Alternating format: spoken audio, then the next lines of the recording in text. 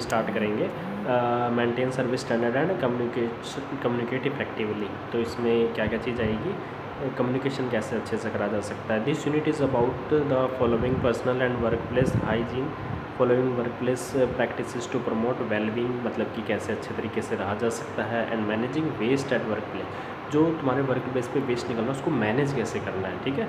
और work place को hygiene कैसे रखना, साफ़ सुथरा कैसे रखना, तो उसके लिए है wash and sanitize hands at regular intervals, time to time कुछ समय के बाद हैंड को सैनिटाइज करते रहना, धुलवाते रहना विद हैंड सोप और अल्कोहल बेस्ड सैनिटाइज़र, जो कि अल्कोहल बेस्ड सैनिटाइज़र होते हैं उनसे हाथ धुलवाना और साबुन से हाथ धुलवाते रहना, ताकि उनको क्या हो, वो वर्क प्लेस फ्री हो किस चीज़ से, जर्म्स से, इंसेक्ट्स से, कीड़े मकोड़ों से, एंड बग्स मतलब जैसे ये कीट पतंगे होते हैं, ठीक है।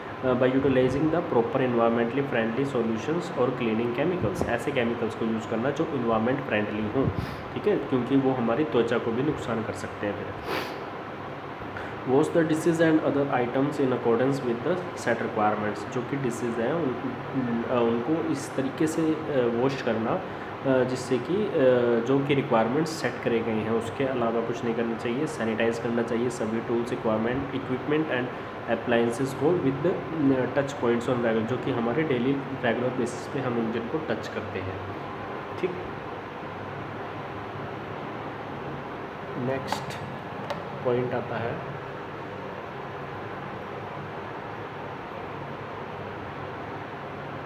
प्लेस ट्रैश इन डेजिग्नेटेड बिन्स और द प्रॉपर ट्रैश कंटेनर, जो कि तुम्हारा कूड़ा कचरा निकलता है उसको एक प्रॉपर तरीके से ट्रैश बिन में ही रखना चाहिए।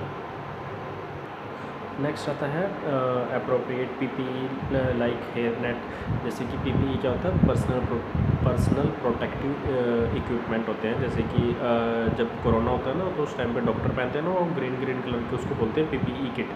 तो जब उनके हेयर कट करने हों प्रोटेक्टिव एप्रॉन्स पहनने चाहिए, फुटवेयर अच्छे तरीके से पहनने चाहिए, रेस्पिरेटर्स सही से पहनने चाहिए, मास्क वगैरह सही से लगाना चाहिए जब तुम काम कर रहे हो, ठीक है।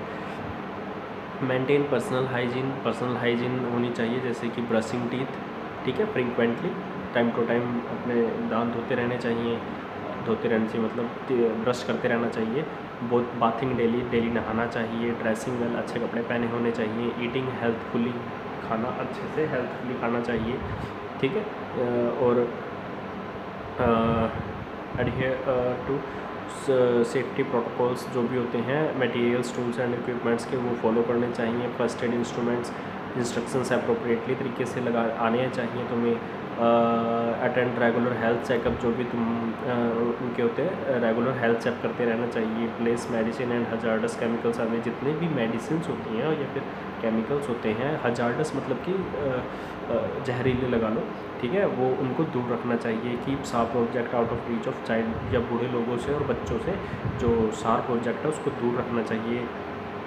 आइडेंटिफाई एंड सेपरेट हजार्डस, जो भी ऐसी चीज़ें हजार्डस मतलब जहरीली चीज़ें रिसाइकल हो सकती हैं, non recycle waste at the workplace, उनको आइडेंटिफाई करना कि भाई क्या चीज़ सही है क्या गलत है।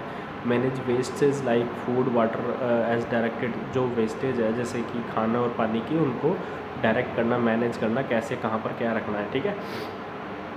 और डिस्पोज़ करना सैनिटरी चीज़ों को जो कि हजार्डस वेस्ट है अप्रोप्रिएटली मतलब सही तरीके से, ठीक है। डिस्पोज़ मतलब कि डिस्पोज़ कर देना उसको कि डस्टबिन में डाल देना, कैसे डालना है, आगे डस्टबिन उठाने वाला कोई आता है उसको कैसे डालना है, ठीक है। Recycle waste wherever applicable, recycle करना चाहिए वेस्ट को जहाँ पर एप्लीकेबल हो, जैसे कि वेस्ट हम उसको भी बोलते हैं, जैसे सब्जी के जो छिलके होते हैं उनको उतारा जाता है तो वो वेस्ट है, लेकिन हम उसको यूज़ कर सकते हैं, जैसे गार्डन वगैरह में डाल सकते हैं उसको, तो फिर वो क्या बन जाती है, खाद। तो वो क्या बन गया, एक रिसाइकल वाला चल बन गया है, ठीक है। Knowledge and understanding, reporting and handling safety related issues पता होने चाहिए। Process the maintaining hygiene standard, तुम्हारे काम करने पे क्या क्या हाइजीन स्टैंडर्ड है वो पता होने चाहिए। Chemical solution used for cleaning, तुम्हें केमिकल सॉल्यूशंस पता होने चाहिए कि भाई साफ़ सफाई के लिए क्या यूज़ होना चाहिए। तुम्हें एमरजेंसी सर्कमस्टांसेस पे क्या करना चाहिए, कैसे हैंडल करना चाहिए, हैंडल करना आना चाहिए। Procedure of report health issues जो भी हैं उनका पता होना चाहिए। तुम्हें पर्पज़ पता होना चाहिए पीपीई का, अभी जो मैंने बताया ना PPE पर्सनल प्रोटेक्टिव इक्विपमेंट, वो तुम्हें पता होना चाहिए। जो ग्रीन कलर के कोरोना टाइम पे डॉक्टर्स पहनते थे उसी को ही बोलते हैं, ठीक है।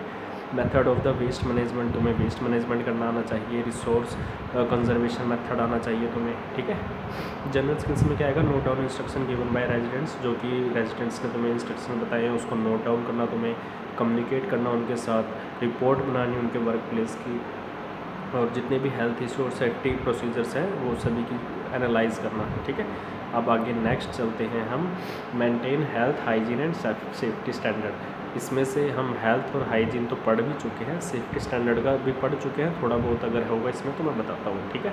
जैसे कि इसकी डिस्क्रिप्शन में ही सारा कुछ लगभग पता लग जाएगा। The unit is about employability skills, जो कि एम्प्लॉय है उसको एम्प्लॉयबिलिटी स्किल्स पता होनी चाहिए। कॉन्स्टिट्यूशनल वैल्यूज़ पता होनी चाहिए। कॉन्स्टिट्यूशनल मतलब जो कॉन्स्टिट्यूशन संविधान में लिखी गई है उनकी वैल्यूज़ हमें पता होनी चाहिए। Becoming a professional in the 21st century, हमें प्रोफेशनल बनना चाहिए 21वीं सदी में। जैसे कि हमें डिजिटली सब कुछ आना चाहिए, फाइनेंशियली हमें पता होना चाहिए, हमारी लीगल लिटरेसी क्या क्या है, हमें लीगल लिटरेसी पता होनी चाहिए। लिटरेसी मतलब पढ़े लिखे, किस चीज़ की, लीगल हमें क्या क्या चीज़ होना चाहिए, ठीक है। डाइवर्सिटी एंड इंक्लूजन, मतलब कि डाइवर्सिटी मतलब कि विभिन्न प्रकार की जितनी भी चीज़ें होती हैं वो सब कुछ हमें पता होनी चाहिए। जिसमें कि इंक्लूजन में बताया है इंग्लिश एंड कम्युनिकेशन स्किल, हमें इंग्लिश आनी चाहिए, कम्युनिकेशन स्किल आनी चाहिए, कस्टमर सर्विस आनी चाहिए, एंटरप्रेन्योरशिप मतलब कि तुम्हें बिजनेस करना भी आना चाहिए, and apprenticeship, getting ready for job and career development. अगर अपने आप का कैरियर डेवलपमेंट करना है तो तुम्हें हमेशा तैयार रहना चाहिए। स्कोप क्या क्या क्या है इसका, introducing to employability skills, same ऊपर वाली चीज़ें बताई गई। कॉन्स्टिट्यूशनल वैल्यूज, सिटीजनशिप पता होनी चाहिए तुम्हें, 21st सेंचुरी में हो तुम, यही जो सारी बातें मैं बताई है यही इसमें बताई गई है स्कोप के अंदर भी। नेक्स्ट पॉइंट आता है इसका performance criteria, identify employability skills required for jobs in various industries, identify and explore learning and employability portals, तुम्हें लर्निंग स्किल्स वगैरह अच्छे से आनी चाहिए। Recognize the significance and constitutional value, तुम्हें पता होनी चाहिए तुम्हारी ड्यूटीज़, सिटीजनशिप तुम्हारा क्या है, रिस्पॉन्सिबिलिटी क्या है तुम्हारी सोसाइटी के प्रति, तुम्हारे एथिक्स क्या हैं, तुम्हें जैसे कि एथिक्स में तुम्हारे पर्सनल वैल्यूज़ में आ जाएगा, जैसे कि ऑनेस्टी तुम्हारी कितनी है, ठीक है। इंटीग्रिटी मतलब कि तुम अपना काम कितनी इंटीग्रिटी से करते हो, केयरिंग आनी चाहिए, एंड रिस्पेक्टिंग अदर्स, और दूसरों की रिस्पेक्ट करनी आनी चाहिए। फॉलो इन्वामेंटली सस्टेनेबल प्रैक्टिसेस, और अपने इन्वामेंटली सस्टेनेबल प्रैक्टिसेस करनी चाहिए, ठीक है। नेक्स्ट चलते हैं इसमें, यूज़ बेसिक इंग्लिश, तुम्हें बेसिक इंग्लिश आनी चाहिए, और अगर तुम किसी से बात कर रहे हो पर्सन या फिर किसी टेलीफोन पे तो फिर तुम्हें इंग्लिश अच्छे से आनी और समझ आनी चाहिए। Read and understand routine information, जो भी तुम रिटर्न इन्फॉर्मेशन बनाते हो तुम्हें समझ आना चाहिए। इंस्ट्रक्शंस, मेल्स, लेटर्स वगैरह तुम्हें लिखनी आनी चाहिए, वो भी इंग्लिश में, और बनानी भी आनी चाहिए। राइट शॉर्ट मैसेज, छोटे मैसेज लिखो जो कि तुम्हें नोट्स, लेटर और ईमेल इंग्लिश में लिखो, बनाने में भी आसानी रहेगी, ठीक है। ये सब ऐसे ही हैं, इसमें ख़ास इम्पोर्टेंट कुछ नहीं है। नॉलेज एंड अंडरस्टैंडिंग में क्या आएगा, need for employability skills and different learning and employment related portals, जो कि अलग अलग पोर्टल्स बनाए गए हैं उनकी तुम्हें ज़रूरत पड़ती है तो उसका इस्तेमाल करना चाहिए। Various constitutional and personal values, बहुत सारी constitutional and personal values available हैं, उसका भी उपयोग करना चाहिए। जो 21st सेंचुरी है कह रहे हैं कि वो स्किल्स को ज़्यादा इंपॉर्टेंस देती है, और ये सही बात भी है, ठीक है। Importance of career development and setting long and short term goals, अपने इंपॉर्टेंस कैरियर डेवलपमेंट के लिए इंपॉर्टेंस सेट करना चाहिए, लॉन्ग टर्म के लिए बहुत आगे तक का सोच के भी, और शॉर्ट टर्म छोटे समय को सोच के, दोनों के गोल्स बनाने चाहिए और उसको अचीव करना चाहिए, ठीक है। अबाउट इफेक्टिव कम्युनिकेशन, तुम्हें कम्युनिकेशन अच्छा आना चाहिए। जेंडर सेंसिटिविटी होनी चाहिए तुम्हारे अंदर।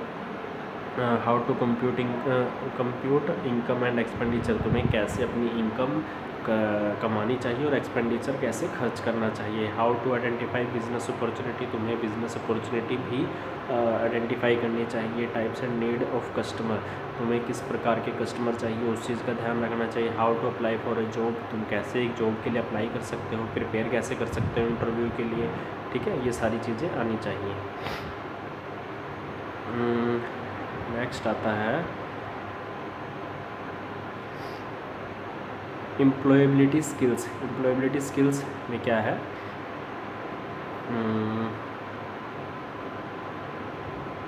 जैसे कि कुछ चीज़ें उन्होंने बताई है, NOS, ये फुल फॉर्म्स बताई है, ये फुल फॉर्म्स याद कर लेना, ठीक है। NOS national occupational standard, NSQF की फुल फॉर्म क्या होती है, national skill qualifications framework, QP की क्वालिफिकेशन पैक्ट, ये एज इट इज़ याद करनी पड़ेंगी। जैसे कि कुछ इसमें इंपॉर्टेंट है, जैसे कि ADL मैंने बताई हुई है अभी स्टार्टिंग में बताई, activities of daily living, PWD बताया है हुआ है मैंने पहले, people with disabilities, PPE personal protective equipment, ADL same दोबारा आ गई, ठीक है। इसमें ज़्यादातर दोबारा बताई गई हैं, तो जो इम्पोर्टेंट थी मैंने बता दी 4-5 सेक्टर। ये आगे क्वालिफिकेशन पैक की ग्लोसरी है, सेक्टर ऑफ, ये इस चैप्टर से इंक्लूडेड नहीं है, अगर आपको इम्पोर्टेंट लगता है तो पढ़ सकते हो, वैसे ये इतना इम्पोर्टेंट चैप्टर के अंदर नहीं है, जो इम्पोर्टेंट चीज़ थी वो मैंने पढ़ा दी आपको, ठीक है बच्चों। फिर मिलते हैं नेक्स्ट वीडियो में, thank you, have a nice day.